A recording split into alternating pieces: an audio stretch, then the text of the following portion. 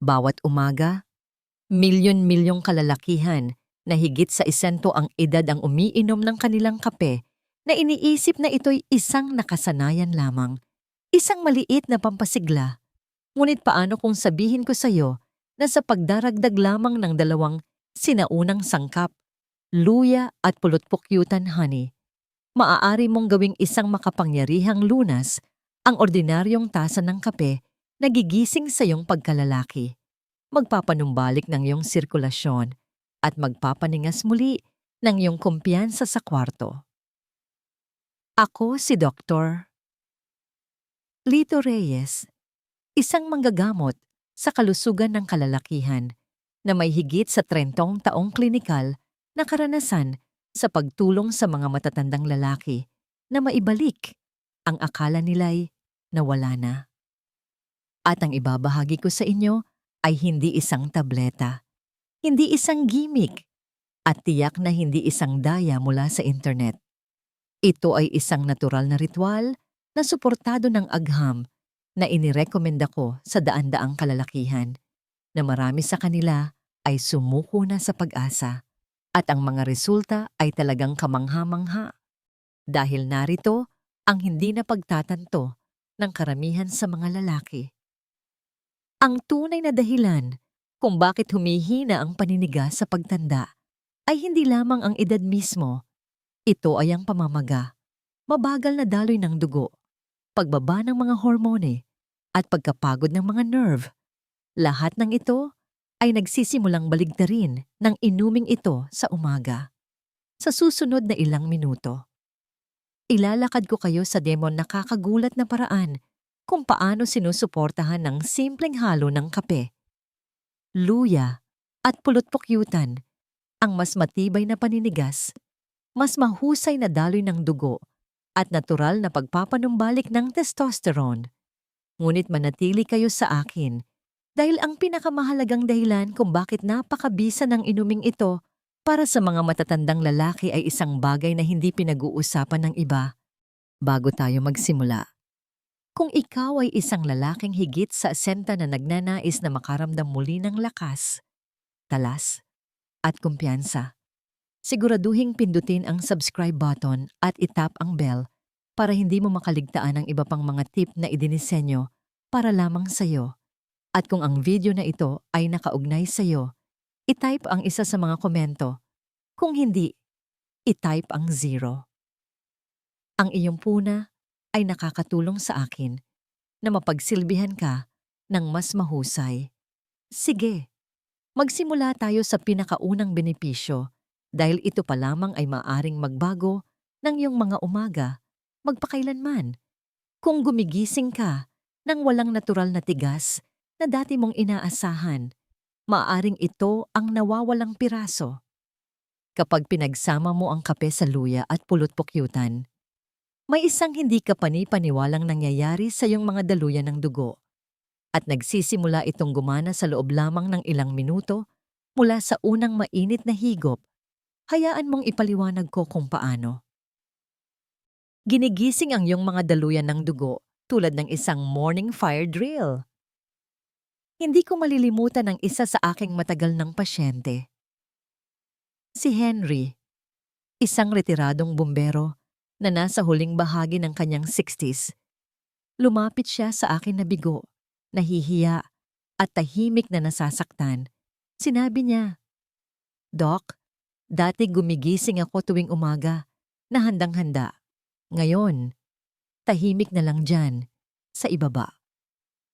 Tulad ng maraming lalaki sa kanyang edad, naniniwala si Henry na ang apoy ay tuluyan ng namatay. Ngunit hiniling ko sa kanya na subukan ng isang simpleng bagay. Magdagdag ng sariwang luya at isang kutsarang purong pulot-pukyutan sa kanyang kape sa umaga.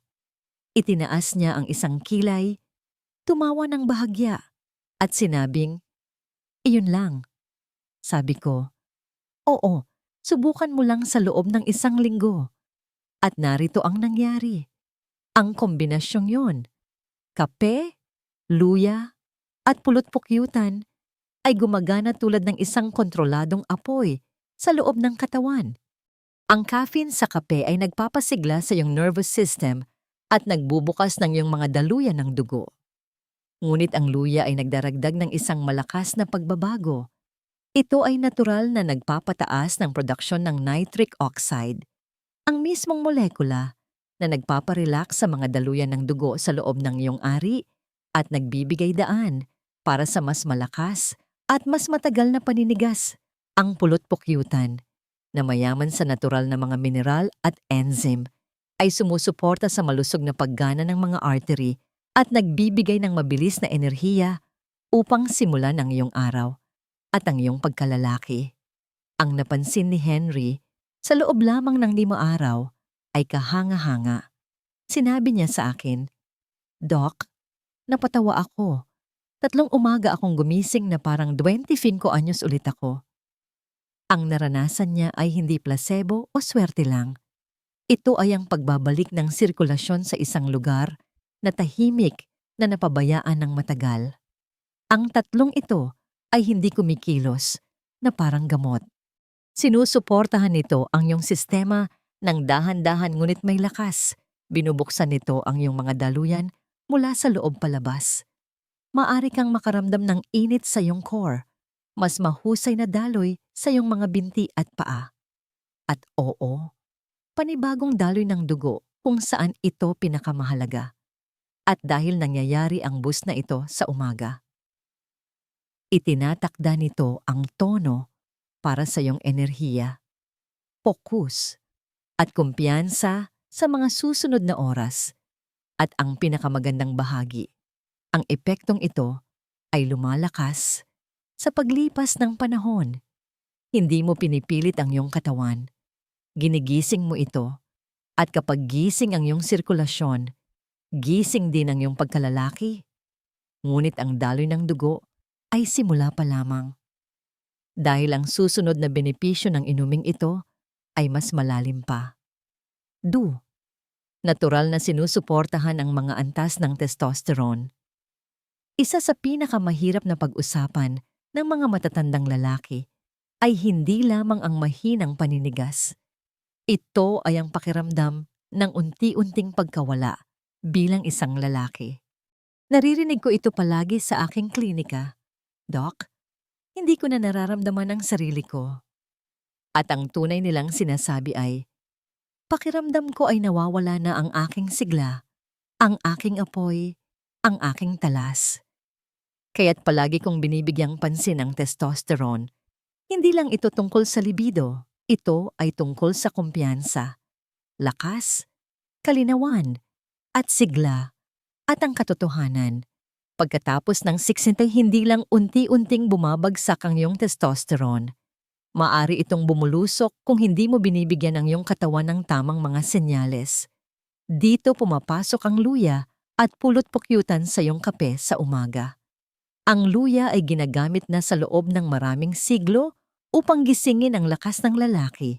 At sa wakas ay sumunod na rin ang modernong agham. Ipinakita ng ilang pag-aaral na ang luya ay nagpapalakas ng luteinizing hormone na nagsasabi sa iyong testis na gumawa ng mas maraming testosterone. Nilalabanan din nito ang oxidative stress sa mga Leydig cell, ang mismong mga cell na responsable sa paggawa ng testosterone. Sa madaling salita, tinutulungan nito ang iyong katawan na alalahanin kung paano gumawa ng kung ano ang dati nitong ginagawa ng madali. At ang purong pulot-pukyutan, lalo na ang hindi sinala at mayaman sa mineral na pulot, ay isang nakatagong bayani. Naglalaman ito ng boron, isang trace mineral na nauugnay sa mas mataas na free testosterone. Iyon ang aktibong uri, ang testosterone na talagang magagamit ng iyong katawan. Pinapatatag din nito ang asukal sa dugo. At ang matatag na asukal sa dugo ay nangangahulugan ng mas kaunting pagbagsak ng hormone. Naaalala ko ang isang lalaki na nagngangalang George, 64, na ilang buwan nang nakikipaglaban sa mababang enerhiya at kawalan ng interes sa intimasya. Inirekomenda ko ang simpleng inuming ito. Kape lang. Kalahating kutsarita ng sariwang ginadgad na luya at isang kutsaritang purong pulot pukyutan sa umaga. Iyon lang, walang kakaiba. At sa loob ng 2 linggo, sinabi niya sa akin ang isang bagay na hindi ko malilimutan. Sabi niya, "Doc, napansin ng asawa ko bago ko pa man mapansin." Sabi niya, "Bumalik na ang kislap mo." Iyan ang tahimik na kapangyarihan ng natural na suporta sa testosterone. Hindi lang nito ibinabalik ang paninigas, ibinabalik ka nito. Maaring maramdaman mong mas malakas ang iyong boses, mas mabilis kang makapagpasya, maaari kang makaramdam ng gaan sa iyong dibdib. Isang kalmadong pakiramdam ng kontrol sa iyong araw. Iyan ang tunay na balanse ng hormone, hindi mula sa isang ineksyon o isang patch, kundi mula sa mga sangkap na naiintindihan na ng iyong katawan. 3. Binabawasan ang pamamaga na sumasakal sa iyong paninigas. Mayroong isang bagay na madalas kong nakikita sa mga lalaking higit sa 60. Ginagawa nila ang lahat ng tama sa labas, ngunit nahihirapan pa rin sa mahina o hindi pare-parehong paninigas. At marami sa kanila ang pakiramdam na pinagtataksilan sila ng kanilang katawan, na kahit gaano pa sila magsikap, walang nagbabago. Ngunit ang katotohanan ay, madalas mayroong isang nakatagong puwersa na kumikilos laban sa kanila mula sa loob. Ito ay tinatawag na talamak na pamamaga, chronic inflammation, at tahimik nitong sinasakal ang kanilang daloy ng dugo. Sinisira ang kanilang mga artery at dahan-dahang sinisipsip ang kanilang lakas na sexual. Minsan ay may pasyente akong nagngangalang Leonard, 67, na mukhang malusog sa papel. Kontrolado ang kanyang presyo ng dugo. Naglalakad siya tuwing umaga. Medyo malinis kumain. Ngunit ang intimasya ay naging isang malayong alaala na lamang. Nang magsagawa ako ng mas malalim na mga pagsusuri, nakita ko ang malinaw na mga palatandaan ng systemic na pamamaga, mataas na CRP, matigas na mga artery, at mabagal na endothelial function. Ang mismong tissue na bumabalot sa mga daluyan ng dugo ng kanyang ari. Hindi siya sira, siya ay namamaga. Kaya't ang luya ay isang napakahalagang bahagi ng inuming ito sa umaga. Naglalaman ito ng mga makapangyarihang compound tulad ng gingerol at shogal na kumikilos bilang natural na anti-inflammatories. Pinapakalma nito ang mga pader ng iyong mga daluyan ng dugo, binabawasan ng oxidative stress, at pinapabuti ang daloy ng dugo kung saan ito mahalaga. Ang kape rin ay nag-aambag dito. Hindi alam ng karamihan na ang itim na kape ay puno ng mga antioxidant.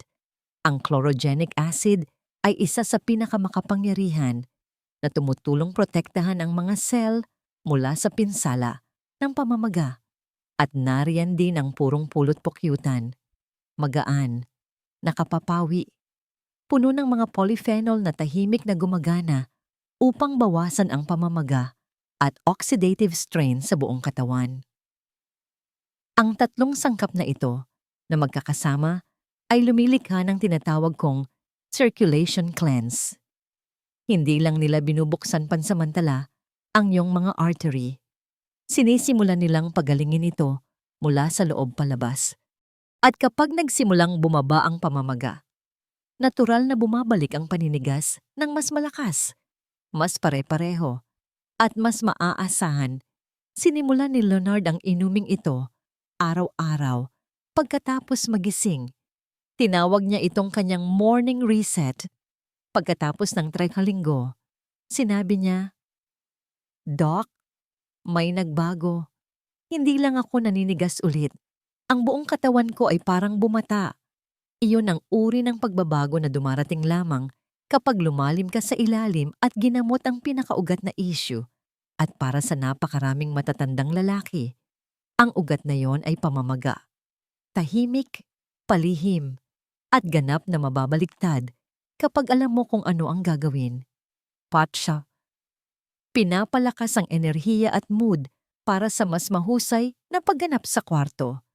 May mga lalaking umupo sa harap ko, baluktot ang mga balikat, at tahimik na umamin ng isang bagay na hindi nila inakalang sasabihin nila ng malakas.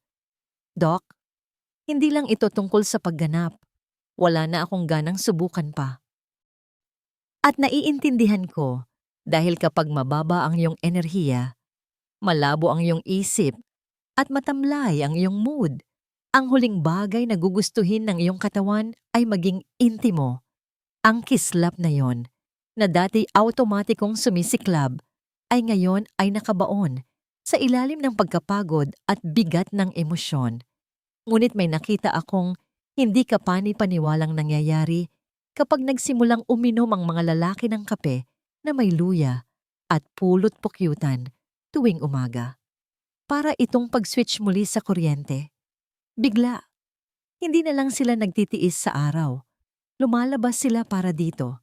May kapansin-pansing pagbabago sa kanilang tindig, sa kanilang tono ng boses, sa kanilang gana para sa koneksyon. Hindi yon nagkataon. Iyon ay kimika na ginagawa ang trabaho nito. Ang caffeine, tulad ng alam natin, ay nagpapasigla sa central nervous system. Pinapataas nito ang pagiging alerto, pinapabuti ang oras ng reaksyon, at nagpapataas pa ng iyong mood sa pamamagitan ng pagtaas ng dopamine, ang mismong neurotransmitter na nakatali sa motibasyon, kasiyahan, at pagnanasang sekswal. Ngunit ang caffeine lamang ay isang mapurol na kasangkapan. Dito pumapasok ang luya. Tumutulong ang luya na i-regulate ang cortisol, ang iyong stress hormone, at sinusuportahan ng adrenal system na responsable para sa enerhiya at stamina. Itinataguyod din nito ang paglabas ng serotonin na nagdudulot ng pakiramdam ng emosyonal na balanse at kalmadong kumpiyansa. Ngayon idagdag ang pulot-pukyutan sa halo. Ang pulot-pukyutan ay isang natural, malinis na mapagkukunan ng glucose. Ang ginugustong mapagkukunan ng enerhiya ng iyong utak. Ang banayad at matatag na panggatong na yon ay tumutulong na patatagin ang iyong mood at binibigyan ng iyong nervous system ng kailangan nito upang gumana ng walang pagbagsak. Nagbibigay din ito ng mabilis na enerhiya ng hindi nagpapataas ng insulin, lalo na kapag ipinares sa kape at luya. Isa sa aking mga pasyente. Si Raymond, 72, ay nagsabi sa akin na pagkatapos lamang ng isang linggo ng inuming ito, naramdaman niyang present siya muli. Iyon ang salitang ginamit niya. Present. Sinabi niya, hindi na lang ito pisikal. Dok, talagang nararamdaman ko ang sarili ko kapag tumitingin ako sa salamin. Interesado na ulit ako sa mga bagay-bagay. Ang ganoong uri ng emosyonal na sigla ay hindi lamang mabuti para sa iyong araw. Ito ay mahalaga para sa intimasya dahil kapag bumalik ang iyong enerhiya at mood, ang iyong natural na pagnanasa ay sumusunod sa likuran. Ke-5. Pinapabuti ang sensitibidad at paggana ng nerve sa ari. Mayroong isang bagay na hindi sasabihin ng malakas ng karamihan sa mga lalaki. Ngunit naririnig ko ito palagi ng pribado. Doc, kaya kong patigasin, pero wala na akong gaanong maramdaman. At para sa isang lalaki na dating nararamdaman ang bawat haplos, bawat sandali. Ang ganoong uri ng pamamanhid ay lubhang nakakadismaya. Hindi na lang ito tungkol sa paggana. Ito ay tungkol sa koneksyon, pakiramdam ng kasiyahan, pakiramdam na buhay, pakiramdam na ikaw ang lalaking dati. Sa paglipas ng panahon, habang tumatanda tayo, ang maliliit na nerve ending sa ari ay maaaring maging hindi gaanong tumutugon. Bumagal ang daloy ng dugo. Ang mga tissue ay hindi gaanong napapakain. At ang sensitibidad na dati madaling dumating ay nagsisimulang maglaho. Hindi ito nangyayari ng sabay-sabay. Ito ay banayad. Ngunit isang araw ay mapagtatanto mong may kulang. Dito maaaring tahimik na simulan ng inuming ito sa umaga na baguhin ang mga bagay. Malaki ang papel ng luya dito. Pinapahusay nito ang peripheral circulation na nangangahulugang tumutulong itong itulak ang dugo sa pinakamaliliit na capillary. Kabilang ang mga nagpapakain sa iyong mga nerve. Ngunit higit sa lahat, binabawasan ng luya ang oxidative stress at sinusuportahan ang nerve regeneration. Ipinakita ng mga pag-aaral na ang mga compound sa luya ay talagang nagtataguyod ng pag-aayos ng mga nasirang nerve fiber. Para sa mga matatandang lalaki, hindi lang ito nakakatulong, ito ay nagbibigay pag-asa. Ang kape, na madalas maliitin, ay sumusuporta rin sa cognitive at neurological function. Ang caffeine ay tumutulong na mapabuti ang pagtugon ng nerve at komunikasyon sa pagitan ng utak at katawan na nagbibigay sa iyo ng mas matalas na mga senyales at mas mabilis na mga reaksyon. At ang pulot-pukyutan, hindi lang ito matamis. Nagbibigay ito ng mabagal at matatag na mapagkukunan ng glucose na inaasahan ng mga nerve para sa enerhiya. Kung walang tamang panggatong, nagiging mabagal ang mga nerve. Sa tamang panggatong, mas malinis at mas malinaw silang gumagana. Mayroon akong pasyente, si John, 69, na nagsabi sa akin ng isang bagay na tumatak sa akin pagkatapos lamang ng 2 linggo ng pag-inom ng coffee blend na ito araw-araw. Sinabi niya, hindi ko namalayan kung gaano ako naging manhid hanggang sa nagsimula kong maramdaman ulit ang lahat. Iyon ay tumama sa akin ng husto dahil para sa maraming lalaki, ang pamamanhid ay nagiging bagong normal. Ngunit hindi kailangang manatili itong ganoon. Ang inuming ito ay hindi lamang tumutulong sa iyo na gumanap. Tinutulungan ka nitong maranasan. Ibinabalik nito ang koneksyon sa pagitan ng sensasyon at kasiyahan na siyang tunay na kahulugan ng intimasya. 6. Tumutulong sa pagbalanse ng asukal sa dugo para sa pangmatagalang kalusugan ng hormone. Isa sa mga pinakanapapabayaang sanhi ng paghina ng paninigas at mababang testosterone sa mga matatandang lalaki ay hindi lang pagtanda. Ito ay ang hindi matatag na asukal sa dugo. At karamihan sa mga lalaking ginagamot ko ay hindi man lang napapansin na nangyayari ito. Darating sila at sasabihin, "Doc, hindi ako diabetic, pero iba lang ang pakiramdam ko." Nakakaranas sila ng pagbagsak ng enerhiya, matigas na taba sa tiyan, malabong pag-iisip, at isang mabagal at tuloy-tuloy na pagbaba ng kanilang interes sa intimasiya. Ang tunay nilang kinakaharap ay ang insulin resistance. Isang hindi nakikitang hadlang na tahimik na nagpapahina sa balanse ng hormone at sumisira sa sirkulasyon. Dito nagiging higit pa sa isang caffeine boost ang inuming ito. Sa umaga, ang luya, kapag iniinom ng tuloy-tuloy, ay ipinakita sa mga klinikal na pag-aaral na nagpapabuti ng insulin sensitivity at nagpapababa ng fasting blood glucose.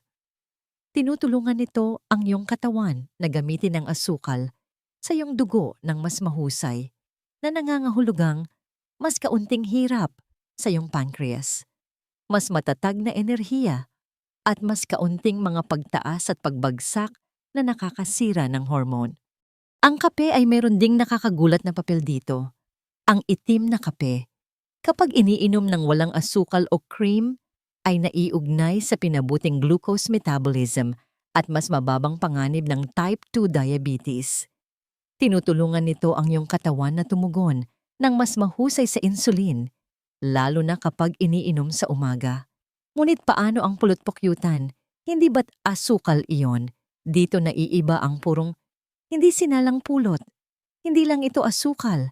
Ito ay isang komplikadong natural na sangkap na may mga antioxidant, enzyme, at trace mineral na nagpapabagal sa pagsipsip nito at tumutulong na i-regulate ang glycemic response. Kapag ipinares sa kape at luya, Ang pulot-pukyutan ay nagbibigay ng banayad na pagtaas ng enerhiya ng walang pagbagsak.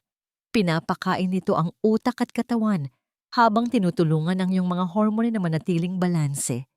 Isa sa aking mga pasyente, si Marvin, 70, ay nasa bingit ng prediabetes sa loob ng maraming taon.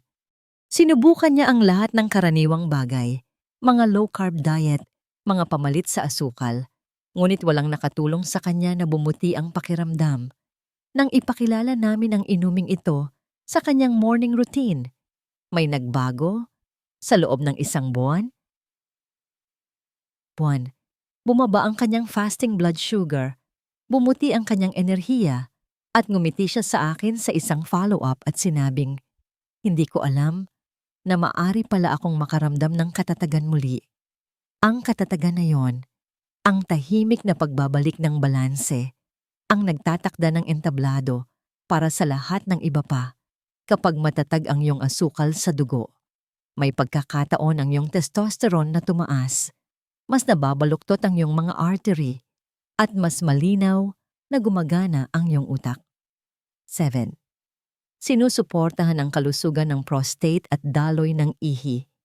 Ito ay isang bagay na ayaw pag-usapan ng karamihan sa mga lalaking higit sa isa na ngunit nararamdaman nila ito araw-araw.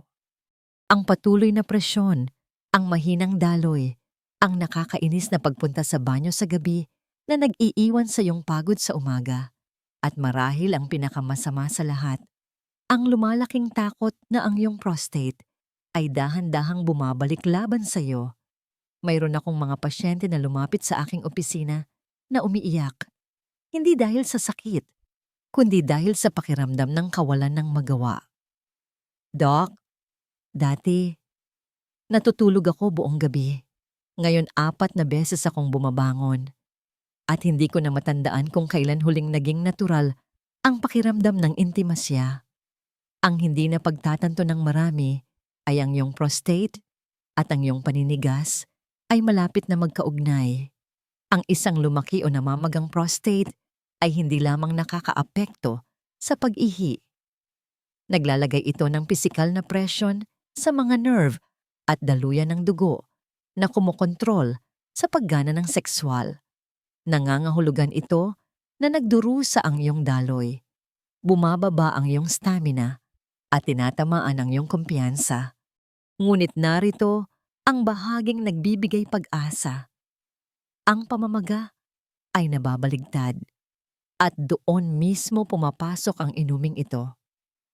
Ang luya, muli, ay gumaganap ng pangunahing papel.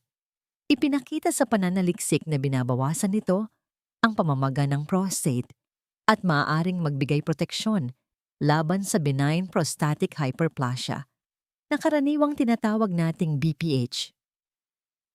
Ang mga natural na anti-inflammatory at antioxidant compound nito ay tumutulong na pakalmahin ang pamamaga at i-relax ang mga kalamnan sa paligid ng urethra na nagbibigay daan para sa mas mahusay na daloy ng ihi at mas kaunting panloob na presyon sa mga pangunahing pelvic nerve. Ang kape sa katamtaman ay maaari ring makatulong. Ito ay kumikilos bilang isang banayad na diuretic na naghihikayat ng malusog na pag-ihi at pinipigilan ang fluid retention. At ang purong pulot-pukyutan na may mga antibacterial at antifungal na katangian ay sumusuporta sa kalusugan ng urinary tract at maaaring makatulong na labanan ang uri ng mga low-grade na infection na maaaring magpalala sa isang stressed na prostate. Isa sa aking mga matatandang pasyente, si Samuel, 73, ay nagbitiw na sa pamumuhay na meron nito. Sabi niya, pagod na siya sa lahat ng tableta. Pagod na sa pakiramdam na matanda. Pagod na sa pagtanggap sa discomfort bilang kanyang bagong normal. Hinikayat ko siyang subukan ang inuming ito tuwing umaga. Hindi nag-e-expect ng milagro, ngunit nag-aalok ng maliit na pagbabago sa tamang direksyon. 1 buwan mamaya, bumalik siya at sinabing, "Doc, mas mahimbing na ang tulog ko, mas magaan ang pakiramdam ko, at napansin ng asawa ko na hindi na ako takbo ng takbo sa banyo buong gabi. Ganyan ang hitsura ng tunay na paggaling. Tahimik, tuloy-tuloy na pag-unlad na nagbabalik sa iyong katawan sa balanse. 8. Pinapanumbalik ang daloy ng dugo sa pelvic na may banayad na init. Isa sa mga bagay na hindi na pagtatanto ng karamihan sa mga matatandang lalaki ay kung gaano kahalaga ang daloy ng dugo. Hindi lang sa iyong puso, hindi lang sa iyong utak, kundi partikular sa iyong pelvic region. Iyon ang sentro ng sigla ng pagkalalaki. Doon nag-iipon ang iyong lakas. Naninirahan ang iyong sensitibidad at nag-uugat ang iyong kumpiyansa. At kapag huminto ang malayang paggalaw ng dugo sa lugar na yon, higit pa sa paninigas ang apektado nito. Binabago nito kung paano ka maglakad, kung ano ang nararamdaman mo kapag nakaupo, at kung gaano ka kasigla sa iyong sariling katawan. Naaalala ko ang isang lalaking nagngangalang Carl, 70 na nagsabi sa akin ng isang bagay na tumatak. Sabi niya, "Doc, parang malamig lang dyan sa ibaba. Manhid, parang wala ng enerhiya." Maaaring mukhang banayad iyon, ngunit ito ay isang karaniwang senyales ng mahinang sirkulasyon sa pelvic. Kapag hindi umaabot ang dugo sa iyong core, walang gumagana ng maayos. Humihina ang mga kalamnan, kumukupas ang mga nerve, nagdurusa ang paninigas. Kaya't napakahalaga ng mga warming properties ng luya. Ang luya ay nagpapataas ng core body heat at kumikilos bilang isang natural na vasodilator na nangangahulugang dahan-dahan nitong binubuksan ang iyong mga daluyan ng dugo, lalo na sa ibabang bahagi ng tiyan at pelvic floor. Nakakatulong ito na magdala ng sariwang dugo na mayaman sa oxygen sa mga lugar na maaaring napabayaan sa loob ng maraming taon.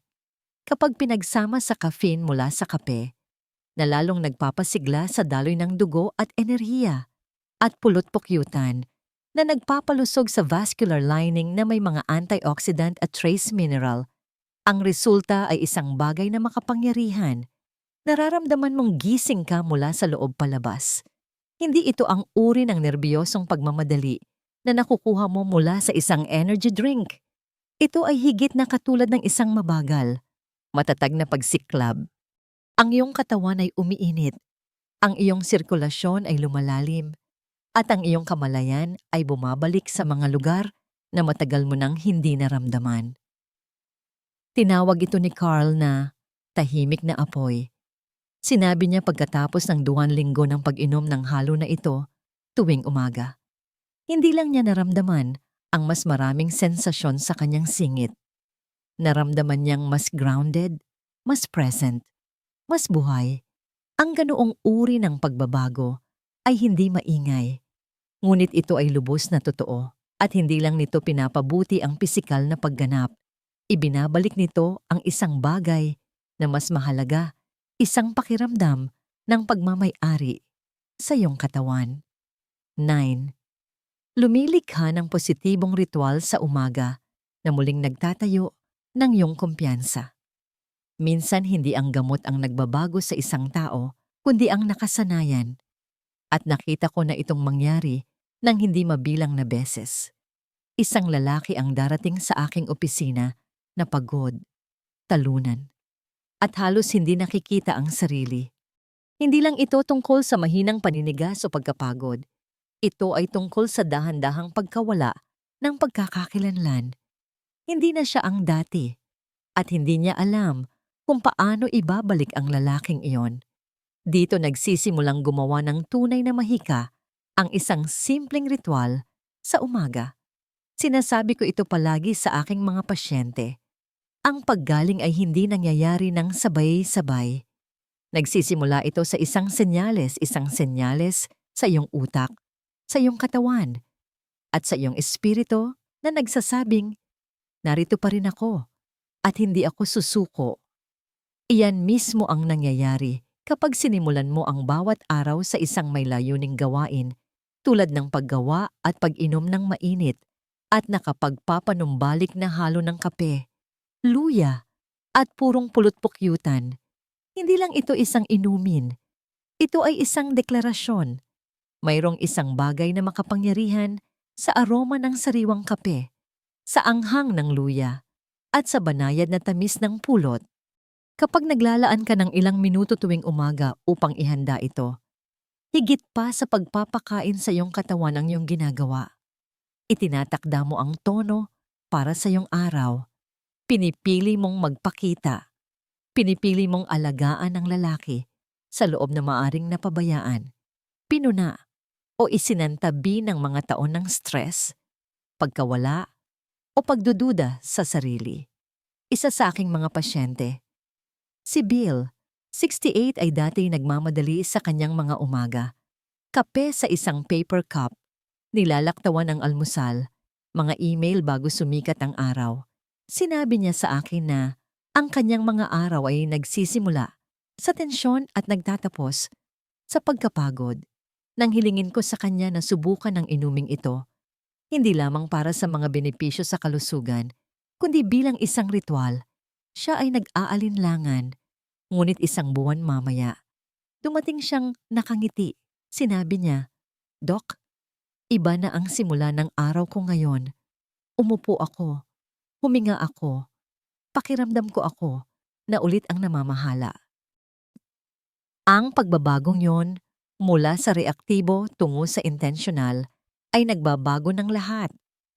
Dahil kapag inangkin mo ang iyong mga umaga, binabawi mo ang iyong lakas, ang iyong katawan ay nagsisimulang tumugon, ang iyong isip ay nagiging mas matalas, at ang iyong kumpiyansa, parehong sa loob at labas ng kwarto, ay nagsisimulang muling mabuo. 10. Gumagana ng magkakasama sa iyong katawan. Walang tableta, walang presyon. Resulta lang.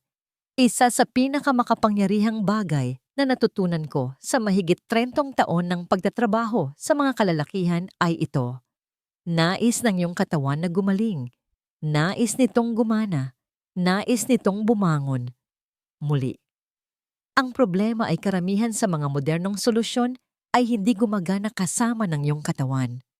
Kumikilos sila laban dito. Pinipilit ng mga tableta ang isang tugon. Nilalampasan ang iyong natural na mga ritmo at iniiwan kang habulin ang pagganap sa halip na muling itayo ang kalusugan.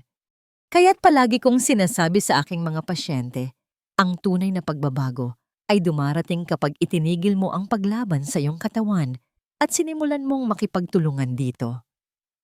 Iyan mismo ang ginagawa ng simpleng inuming ito sa umaga.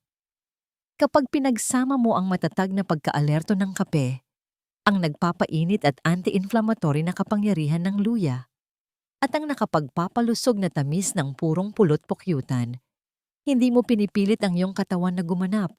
Ibinibigay mo dito kung ano mismo ang kailangan nito upang maalala kung paano gumanap ng mag-isa. Hindi iyon isang shortcut.